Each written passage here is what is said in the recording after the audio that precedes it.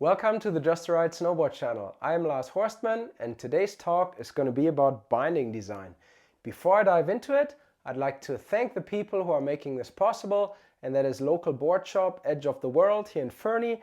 Those guys have lent me a pair of Burton and bent metal bindings. If you come through town, pay them a visit. They got a super good selection of gear and highly knowledgeable staff. And then there's Now Bindings. My binding of choice has been the Now Drive for the last 8 seasons, and this year Canadian distributor Dollhouse Agency together with Now owner JF Pulchett decided they'd be happy enough to support me as a rider and overall snowboard nerd, and that is awesome. Thank you guys. Besides attaching the board to your feet in a secure and comfortable way, a binding has a few other jobs to do. Vibration dampening is one of them, and that will actually contribute to a more comfortable ride. And then, no matter what kind of snowboarder you are, in order for you to turn, you have to change edges to make it down the hill. So any binding out there has to transfer your energy to the edges, and that ideally in the most efficient manner.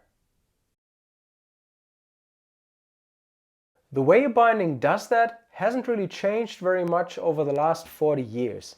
So for the heel edge, we have a high back that is resting on a heel cup, and those two things are kind of lining up above your heel edge. So now when you lean into the high back while pulling a little on your toes into your toe strap, your board gets onto its heel edge. There's pressure being like pushed down onto the edge. For the toe edge, there isn't really any element that pushes down onto the edge. The binding instead relies on the ankle strap. So you're basically leaning into your ankle strap, the base plate will flex a little bit, and eventually you get onto your toe edge. So what that means is, in order to create toe pressure, the binding actually is pulling on the heel edge rather than actively pushing onto the toe edge. Now, if your base plate didn't flex at all as you lean into the ankle strap to get onto your toe edge, the binding would obviously be insanely responsive. But think of a race car. You have race car suspension that is really firm, and those vehicles feel absolutely terrible as soon as you get onto a bumpy road. So we want a little bit of vibration dampening, and we want a little bit of that flex. However, this flex is a loss of energy, and that is a very important realization that I will get back to later. Then there's always the argument of natural board flex, which some binding designs try to preserve more than others. So whenever you mount a binding to a board, you're creating a bit of a dead spot right underneath the binding, where the board can't really flex naturally. My personal take on that is my foot and my boot can't flex this way either. And the mounting holes on a standard pattern are only 4 centimeters apart. And on a mini disc pattern are even only 2 centimeters apart. And I don't think that any given snowboard can flex significantly over such a short distance. So I think as long as a manufacturer decides to put some padding along the edges, or in particular the corners of the binding, so that the board can actually flex into this padding, that you are eliminating this dead spot to the largest degree. Also, the more of this kind of flex you give a binding, the more lateral flex you also give the binding. And there are some riders and some riding styles that really need their binding to offer lateral support. So let's take a look at how these 3 different designs create different ride feels. I don't want to talk about the comfort of the straps or anything. I think that is super subjective and it doesn't really contribute anything to this discussion. I can say about all the straps that they are standard modern straps. They all got rid of unnecessary padding and unnecessary stitching, all these things that used to break on you in the past. All the ratchets are working really well.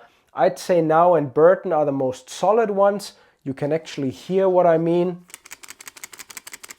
That's the bent metal. There's a bit of rattling going on. Burton is quite a bit less. And now it's silent. Pretty nice. But what I want to focus on here is base plate, heel cup, and high backs. And basically conclude what kind of ride feel those design aspects offer and who that's for. So I'm going to start with the bent metal joint, and I'm not quite comparing apples to apples here in regards to value. But since I only want to look at the design of the chassis, the heel cup and the high back, that doesn't really matter because none of this changes as you go into the more expensive bindings with bent metal. So what we find with this brand is the so-called drive plate, and that is a footbed that comes off like this, and you got some EVA foam padding all around, and basically this thing comes in different stiffnesses, and if you want to increase responsiveness of your bent metal binding, you can opt for purchasing separately a stiffer drive plate. Trying these bindings myself, various models, what I did notice is the age-old problem with more responsive bindings. As you ramp up material stiffness, you lose comfort and dampening.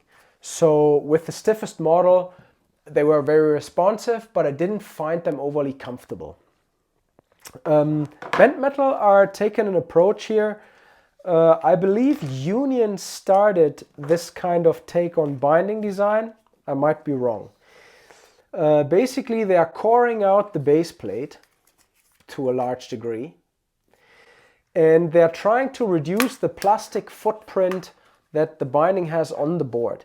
So the only piece of plastic that directly sits on your top sheet with this binding is the ring around your mounting disc.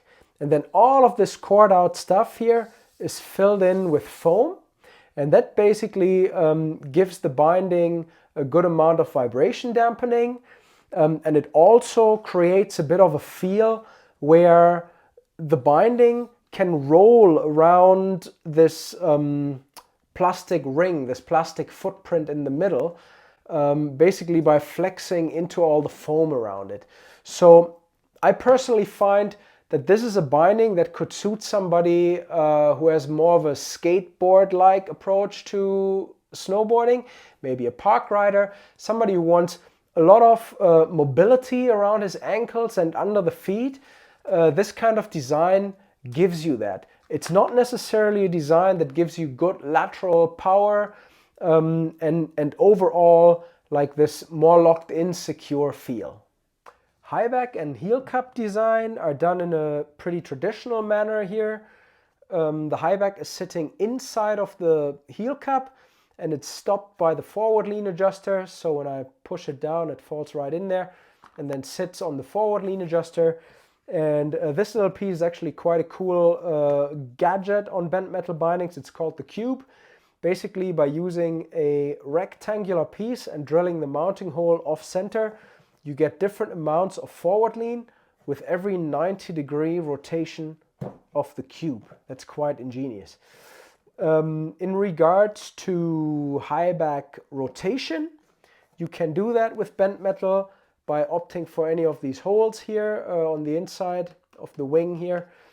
And what that does for you is, if you think of having your binding mounted at an angle, it's beneficial to rotate the high back somewhat more parallel to your heel edge, so you can actually push into it more efficiently to get onto your edge.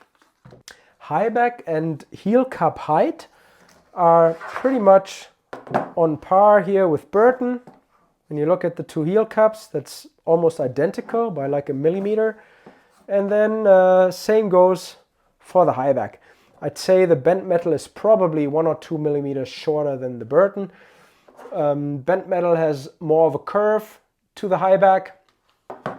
However, this particular model, the joint, is pretty soft. That's what it's meant to be. That will change as you go up the levels in bent metal's binding line. Burton's base plate design is quite a bit different from anybody else's. They do really prioritize the reduction of the dead spot under the binding, and they're trying to maintain that longitudinal board flex. They're doing that by giving the binding the reflex disc, which is a mounting disc that flexes, and then also by cutting out pieces of the plastic from the base plate to make the base plate flex itself. So there's some plastic missing here and here, although there's still a connecting piece there and there. So that makes for a binding base plate that can flex with the board. Unfortunately, Burton are leaving the edges of their chassis exposed, so there's no padding here, that's just plastic sitting straight on your board. And that kind of design tends to transfer vibrations through the chassis into your legs, much more than when those corners are padded, like with those two bindings. And also, since that is quite the sharp contact point there, this design can leave quite some indentations on a board's top sheet, depending on the board. You got a gel pad here in the heel that gives you a bit more dampening and comfort under the heels. And then when you look at high back and heel cup integration, they do that a little differently as well. So Burton are opting for a high back that is basically sitting on the heel cup on this ledge here. So when I close that, you can see how it sits on there. And then the forward lean is being adjusted. It's basically a screw that has been inserted here. And by spinning this, it'll increase the forward lean with bending of this connecting plastic piece right here. So that is called the living hinge. And the advantage of that design is that normally when you increase the forward lean on most designs out there, you're creating a gap between the high back and the heel cup. And that gap can sometimes lead to a less optimal boot binding integration, because the boot sometimes can't slide all the way into the binding anymore. On the inside of the high back, you can see what Burton call the heel hammock. This piece here is a thin piece of plastic that can wrap around your boot, and it's rubberized on the inside. So once you've strapped in, basically that piece grabs your heel and keeps it down as you lean into the ankle strap. For high back rotation, Burton offer this slider down here. Instead of giving you like 3 positions, they give you very fine steps on both sides. You just loosen the screws and you rotate the high back to your liking. And then for strap adjustment of the ankle strap, if you want more support up high on your ankle, you can basically move the strap up by one hole right here. Now's base plate design focuses on energy transfer to the edges and vibration dampening. And those two aspects, in my opinion, are the most important job any binding has. Inspired by the way the hanger of a skateboard truck works, they created the design that they called Skate Tech. And that is the first design out there that actually brings an active element to the way a binding brings pressure to the edges in form of a hinge point or a fulcrum, if you will. So as a base plate, you basically have this post right here in the middle that holds your mounting disc, and that's how you attach the binding to the board. And then the chassis of the binding is actually attached to this post at these hinge points on both sides. And then there's bushings right here, 1, 2, 3, 4, which are removable and also interchangeable for different density ones, for different ride feel. And then this will demonstrate best what actually happens. When you put this onto a board, you get this kind of movement. Why would that be beneficial? Because it's leverage. I mentioned earlier that in particular when you get onto your toe edge, the binding simply relies on you leaning into the ankle strap, which makes it pull on the heel edge. And while all that happens, the plastic of the base plate is flexing and eventually you get onto your toe edge. So while all these other base plates are flexing, the now binding is already and directly transferring energy through this fulcrum onto the toe edge with this movement. That is an extremely intelligent design. And what people need to understand about it is that once the bushings are actually in there and the binding is mounted solidly to your board, you can no longer engage this movement just by the force of your hand. It actually requires your body weight and riding forces to make all of this happen. And then the other thing too is it's not that you're on some rocking platform like a plate that rocks back and forth. People often think there's a delay in this kind of design, or it wouldn't be very responsive, while the opposite is the case when you think of the leverage that I explained. So it becomes obvious right here, you can see that in the video I hope, is where my footbed, my heel pad is going to go. When I flip this down, I'll be standing on this foam pad right on the snowboard. All this movement that I just demonstrated here is happening around your foot and not right under your foot. Another effect of this design is vibration dampening. If you envision the board basically hanging off this post here, you can imagine that any kind of micro chatter and vibrations is being transferred through the hinge point to the bushings. So vibration absorption with now bindings is literally at the very top of the food chain. The big achievement of this design is more power to the edges while making a binding that is more comfortable and causes less foot fatigue due to a higher level of vibration dampening. And prior to this design, that hasn't been done. Every time a binding became more comfortable, it also lost some of the responsiveness. The high back and heel cup design is also really interesting. Now call this the flush cup, and that's because the high back is forming a flush line here together with the heel cup. It's basically that the lower edge of the high back is resting on top of the heel cup rather than dipping in behind the heel cup like this binding does it. The high back falls behind the heel cup. For me, the biggest advantage of this kind of design is because my boot is resting against both these pieces at the same time and all the way in there, I get better energy transfer, and also I'm piling up less material behind my boot. So with the Burton binding, the material would start with this rubberized claw, this heel hammock, then the high back itself, and then the heel cup. So there's quite a bit of material that is layering up behind my boot. And I like to get my board real high on edge. I love carving groomers. And this kind of design really saves me from booting out on my heel edge a lot.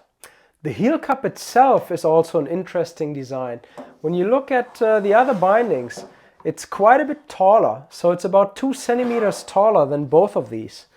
And to me, the benefit of a taller heel cup is two things. One thing, with this particular binding design, having the heel cup taller makes for a higher point where the pressure comes from to activate this hinge, which gives the binding even more leverage to get onto the heel edge.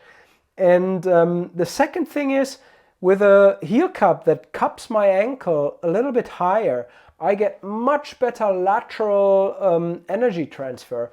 And that is actually an interesting point when people who like to butter a lot and like a bit of a looser type feel around the ankles are saying that they feel too locked in. You could quite easily change your angle on this subject and say, well, it requires much less energy from me to do a nose butter or tail butter or getting on one or the other foot if my heel cup gives me better lateral energy transfer. I don't have to move all the way past my binding to do a nose butter because I can simply make use of the leverage I'm getting out of the taller heel cup. The overall height of the binding, when you compare mediums from different manufacturers, is actually, in this case of the Drive Pro, only about a centimeter more than the others. So when you look at these two, that's about 1 centimeter. And actually I got an old Drive here, or at least an old Drive high back. It's also medium. These are actually the same height. So there is a benefit in using the plastic that way too, because if you keep any given material relatively short, it obviously has less flex than if it was long. So you can flex a 10-foot 2x4, but you can't flex a 1-foot long 2x4. So basically, with the philosophy of getting a lot of the height of the binding through the heel cup, but keeping the more flexible piece relatively shorter, now also increase responsiveness of their high backs. High back rotation is nothing that you can actually adjust with now, but luckily you don't have to, because the high backs are, in particular with the Drive Pro here, are extremely pre-curved on the outsides, the side that faces your nose or tail. That's where you need that rotation the most. And you can combine with the flex of this high back, you really get a lot of support right at that corner. You can really push into this point to get your board onto the heel edge. Ankle strap adjustability in regards to the strap's height is done a little differently with now as well, where Burton are drilling another hole into the chassis right here to move the strap up. Now are simply banking on their flip-it strap design.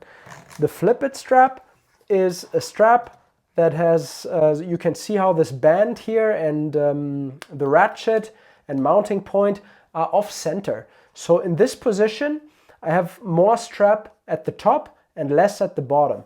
Now if I swap left to right and right to left, the strap's going to sit on the other binding like this. And now I have less material at the top and more at the bottom. This setting gives me more ankle flex. This setting gives me more support. So instead of drilling another hole into the chassis and then another hole for high back rotation, now simply solve these two adjustability issues with an intelligent design that saves their chassis from looking like Swiss cheese.